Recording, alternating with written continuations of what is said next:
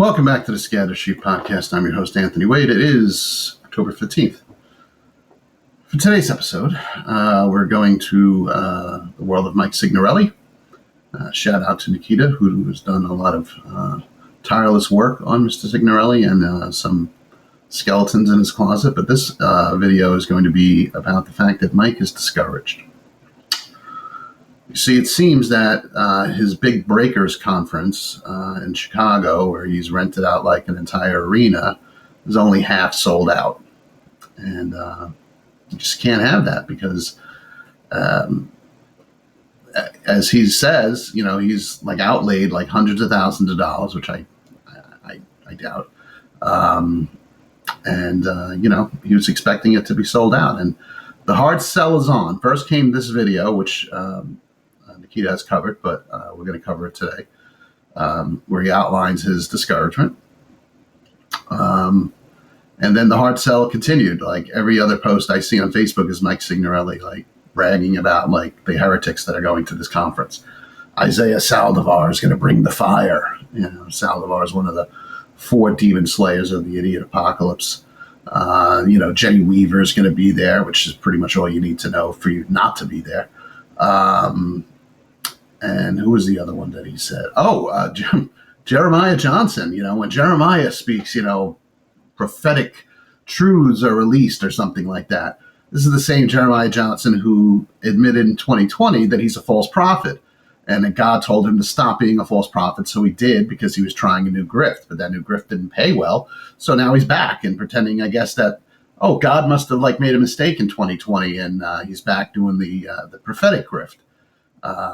So this is like a cobbling together of some of the worst, you know, second and third tier false prophets and teachers for what they call the Breakers Conference.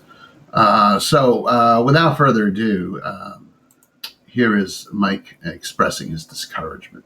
Discouragement, just a lot of things, and I just wanted to share with you. I know that we've been journeying together for quite some time. And just wanted to kind of confess something that I've been personally struggling with and just get it out. I just felt like I needed to go live and get it out and talk to you about it. So, you know, trying to serve God is hard. Trying to live for the Lord is hard. Trying to be in leadership is hard. And I started my church with 18 people. I never cared about numbers. I never thought it was going to become 7 campuses in 8 years. Look at me. Look at everything I've done. And he's, you know, he's prefacing this with all the right Christianese, right? Oh, you know, I come to confess to you, you know, no, what he's come is a hard sell. He wants he needs the arena to be sold out, and it's halfway sold out. But as things have grown, the Lord has given me assignments, and I'm going to tell you why I'm so discouraged. Like literally, I just so overwhelmed with the feeling that I had to jump on and just talk to you about it.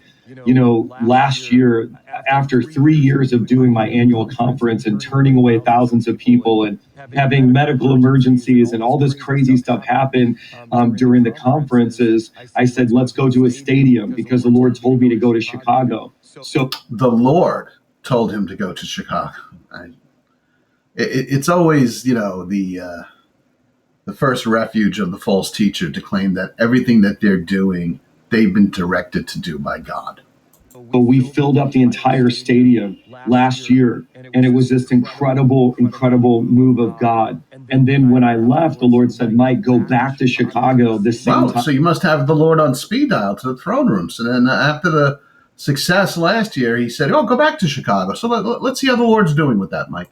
Next year and build an altar of intercessors and prayer warriors and those who will seek my face and those who desire my glory.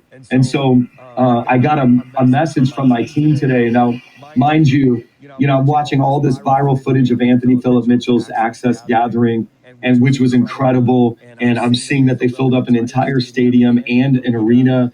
And you do know that envy is not really allowed, right? I'm watching people come from all over the world to be a part of it, standing in line for hours and hours. And we've experienced a version of that the last 4 years with the Breakers Conference. And that's why we went to Chicago last year and filled up the stadium. And so, But as I'm looking at this, I hit up my team today and I said, hey, what are we looking at in Chicago? And they said, hey, it's only halfway full. It's only halfway full. But I thought God told you. You said God told you, hey, Mike, go back to Chicago.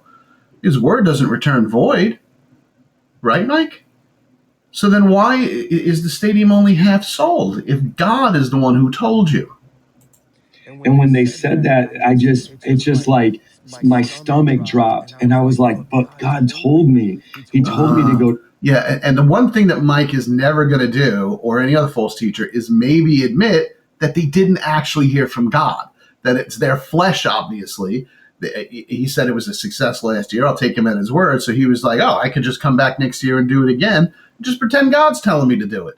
To Chicago. He told me, and as a matter of fact, like President Trump is sending soldiers from Texas to Chicago, and there's all this racial divide forming, and there's all these protests happening. And the more things went down in Chicago, the more I was like, this is a confirmation that on October 25th, we're supposed to be there. So the fact that a authoritarian president has decided to illegally send troops into Chicago under a pretense that doesn't exist is confirmation to you that God wanted this to happen in Chicago. So let's go back to the fact you're half sold out. How does that factor into your equation here? If God so wanted it. And we're going to heal the racial divide, and we're going to pray, and we're going to intercede. I might add, it's just the Rick Warren-esque purpose-driven church nonsense that feeds these cult of personality pastors. They don't understand. I preached one night at my old church, Friday night, and at the end of the sermon, service, you stand in front and, you shake hands, and people usually say some nice things. At the end of this one particular sermon, which actually I was not supposed to be preaching that night, I was supposed to be preaching the previous week. I'm sorry, the week ahead, but my pastor had somebody cancel and he wanted me to pinch hit. So I had a word, I brought the word, and then, like, as I'm standing there, like, literally nobody came up, which, you don't do it for that, but it was a little discouraging, so I get where Mike's coming from. Then one person who I never saw before made their way from the back. Excuse me. And he said, I want you to know that I came in here on the last leg of my faith, and this sermon restored it. And I thought to myself, I guess that was the one person that God needed this word to reach. But that's not good enough for Mike. It's not good enough that half an arena is sold out. And we're going to build an altar right in the middle of all this chaos. And I know I heard from God. But then the question I had was like, where's everybody at? And so many people are struggling right now. Like 22 out of the 50 states in the U.S. are in a recession right now. And I know this. And what does that tell you about your idol and his economic policies? Oh, I guess nothing, right? Because I pastor a 7-location church across the darkest cities in the U.S., and there's so many people that are like, I can't afford it, and it's so expensive, and this and this and this. But I'm seeing what God did in Atlanta. I'm seeing what God did with Anthony Phillip Mitchell, and I'm like, and I know that we sold it out last year. And so I'm like, God, you can do it again. And it's not about, it's not about numbers. It's about what it represents. No, it kind of sounds like it's about numbers, Mike. It kind of sounds like you're discouraged and disappointed because you thought you would get a sellout and you didn't. And it kind of sounds now like you're blaming God. God said this. I don't understand. It's people mobilizing. It represents people coming together and building altars in a time where we need it in this nation. Then why don't you let him in for free? If the issue is economics and you're charging too much money, I should have checked how much the Breakers Conference will set you back. But if that's the case, then why not just, if it's so important to build the altar, because it doesn't sound like it's important to build the altar, Mike. It sounds like it's important that you make the money that you need to make. And so I just dealing with a lot of extreme discouragement. And so anyways, I go to this coffee shop, Ebenezer's, and I'm in Washington, D.C., where I just spoke main stage for Lou Engle and his team in Communion America. And there were, just tens of thousands of people. Lou Engle, rabid false prophet. Rabid false teacher. Between the live stream in person from all over the country. So I'm thinking, okay, God, you're going to do what you did in Atlanta this weekend. You're going to do what you did in DC this last weekend, and you're going to push that momentum to Chicago on October 25th. And we're going to fill the Now Arena, and we're going to keep this momentum, this revival going. And then when I found out that it's only halfway full with only, whatever, 10, 11, 12 days to go, I was just like, man, God, like, what's going on? What's the block? Maybe the block is that you're not hearing from God, Mike, and that you're just trying to sell this because you want to make money. By the way, I just checked. The ticket prices on the expensive end are $139. Then there was like some for 70, some for 60, and apparently if you're in the nosebleeds, they're like $30. Oh.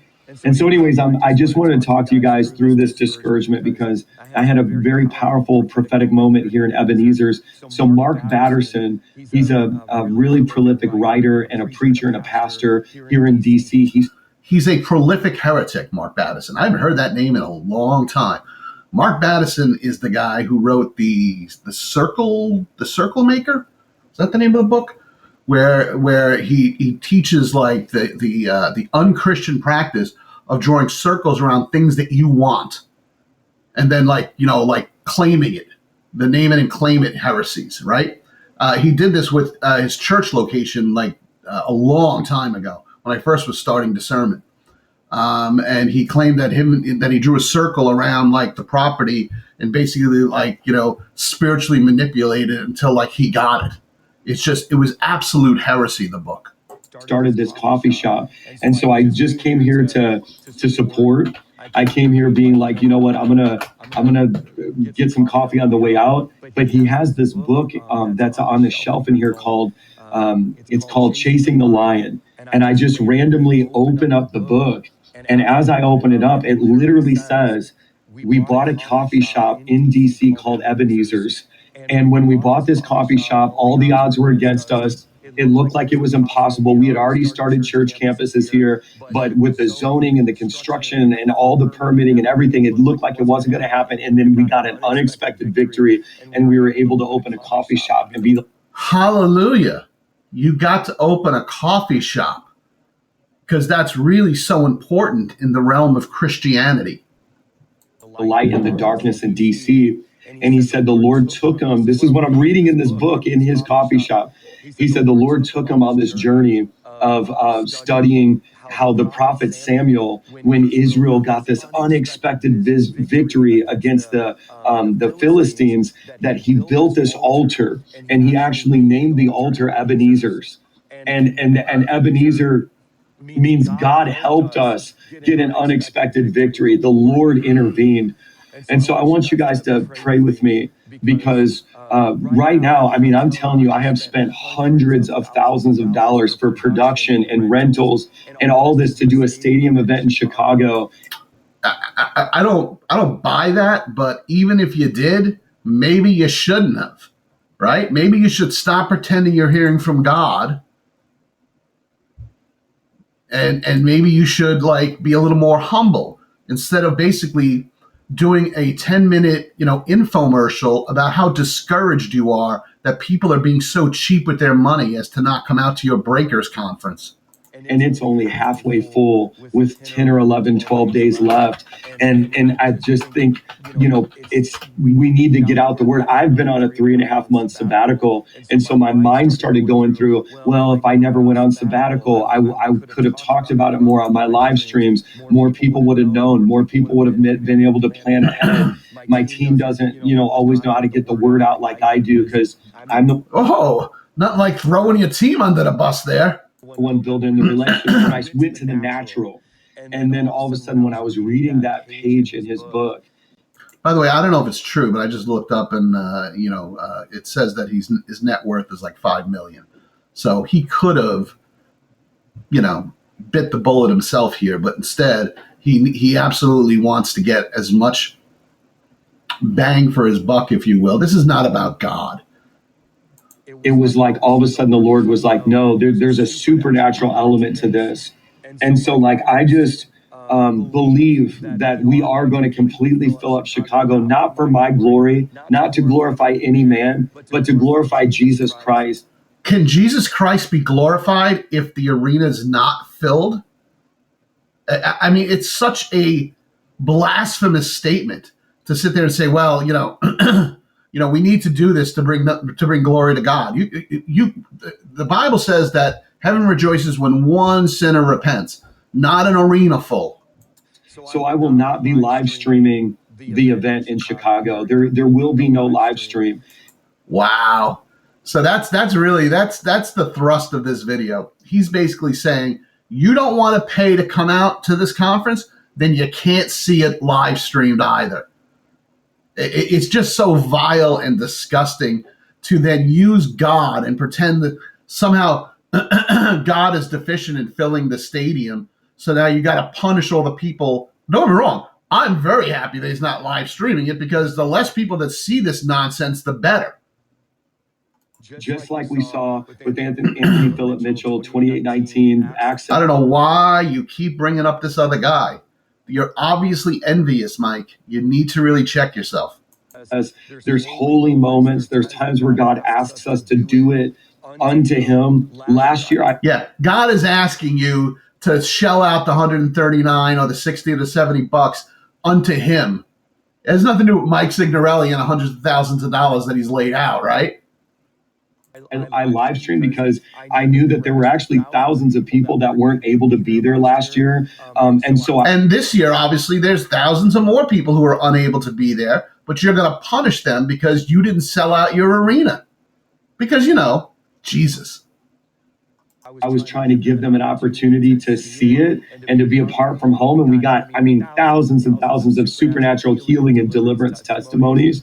But I feel like for this year, there's no live stream, and it just needs to be like whoever does come is coming there not to be an audience member, but to be an army member, to join the army, to help me fight, to contend against these demonic spirits trying to destroy our nation and rob our families. And so now the demonic forces that are attacking our nation is now also, how much guilt? Was Mike Signorelli raised Catholic? How much guilt are you going to lay upon the people that follow you? I'm feeling this like deep in my soul. And so again, I'm battling. Now, you're feeling it deep in your wallet, Mike. You already admitted that. A ton of discouragement, because I'm like, Lord, I've done everything that I know to do. I've tapped all of my finances to get into the stadium. I saw what you did in Atlanta. I saw what you just did in DC, where I was here on the stage preaching and ministering. But I know now you want to move it from the East Coast into the Midwest. And I believe it'll go prophetically from the Midwest, Chicago, on October 25th to the West Coast and LA. But I'm just discouraged. So I just wanted to kind of lay this burden down with you guys. He's not laying the burden down and confessing his discouragement. He's letting you know that he paid hundreds of thousands of dollars and you're not coming out to his Quakers conference. The thing that encouraged me is when I was in Ebenezer's, I randomly grabbed Mark Batterson's book. I opened it up in the middle of the book, and I did one of those old school, you ever open the Bible and you just say, God, I hope you have a word for me, and you open it up to the middle. I literally just opened his book. I was like, Lord, just speak to me. I don't know what else. Speak to me through Mark Batterson's book in Mark Batterson's coffee shop. To do. And I looked, and it said, I started a coffee shop called Ebenezer's, and I'm standing in the coffee shop reading this, and Ebenezer. What are the chances? Has helped. And by the way, nobody believes this story, right? Given an unexpected victory. And so, guys, pray with me, join with me. But I think that there's so many Christians playing games right now that are like, oh, they don't understand sacrifice. That's why I'm shutting off. Wow. So Mike Signorelli just basically beat his sheep, to sit there and say, you don't understand sacrifice because you won't pay the $100 to go to my conference. And I might add that unless the people actually live in Chicago, there's other expenses associated with it as well. But you don't understand sacrifice because I laid out hundreds of thousands of dollars and I need my money back. Disgusting. The live stream for Breakers, and we're not going to live stream it because it's like I don't want spectators. I don't want people who just they're in the comfortability of their home and they just watch it. I want people who are like, no, I did whatever I could do to get here. Just like the friends that ripped the roof apart and lowered their friend through the roof to get a miracle from Jesus. It was an activation of faith, and so I need to. So we understand. So the story of the people who lowered the disabled person to be healed by Jesus in the Bible is now akin to you shelling out $50 to go to his conference. Okay, all right. Be with those. Why does anybody follow this guy? By faith. By the way, what I'm saying? He's got 1.5 million subscribers. Saying like, hey, I want to be in this room. I did whatever I could to be here, and by faith. So guys, thank you. So much for helping me. Pray for me. I'm battling discouragement. It looks like it's impossible. It looks like Chicago is not going to succeed, but I believe that God will give us an Ebenezer. So I love you guys. So it looks like it's not going to succeed. His definition of success is it has to sell out. The fact that he's got half the stadium sold out, which I don't even know how many people the stadium holds, but obviously tens of thousands of people have already committed.